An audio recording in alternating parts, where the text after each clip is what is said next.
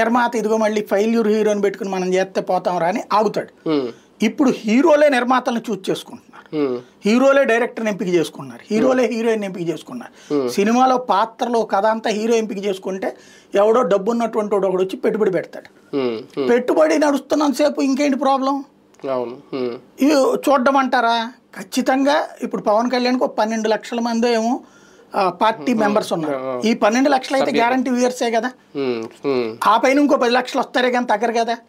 22 లక్షల మంది వచ్చారంటే ఆషామాషి ఏం కాదు కదా. ఇంకో కొంచెం టాక్ బాగా వచ్చింది అనుకోండి, ఒకటి వీళ్ళు నెగిటివ్ టాక్ క్రియేట్ చేశారనుకోండి, 12 లక్షలు అయితే గ్యారంటీ నడుస్తుంది కదా. కాబట్టి అది నడిచిపోతుంది. దానివల్ల రాజకీయాలకి ఏం నష్టం లేదు.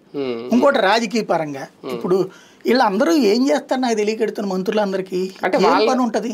ఒకటి వాళ్ళ ఇప్పుడు ఈయన అన్నట్టు ఇందాక అన్నారు కదా, ప్రతి మంత్రికి ఎమ్మెల్యేకి ఏదో ఒక వ్యాపారం.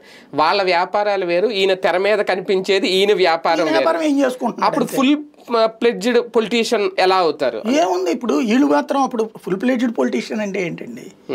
రాజకీయం పొద్దు నుంచి సాయంత్రం దాకా వాళ్ళ పార్టీ నుంచి ఆయన పేరు మీద ప్రకటనలు వస్తూనే ఉంటాయి కదా. ఏముంది అందులో? అలాగే రోజు వైట్లోనే పడుకోరు కదా ఎవడు కూడా, ఏ పొలిటీషియన్ కూడా. చంద్రబాబు గారు శుక్రవారం వెళ్ళిపోయి మంగళవారం పూట రావట్లేదా? కానీ ఆయన ఇక్కడ లేరు అన్న సంగతి ఎవరికైనా తెలుసుద్దా? లోకేష్ చంద్రబాబు వీకెండ్ లో ఊరు వెళ్ళట్లేదా? హైదరాబాద్ వెళ్తున్నారు, ఎక్కడికి వెళ్తున్నారు తెలియదు. కానీ ఇక్కడ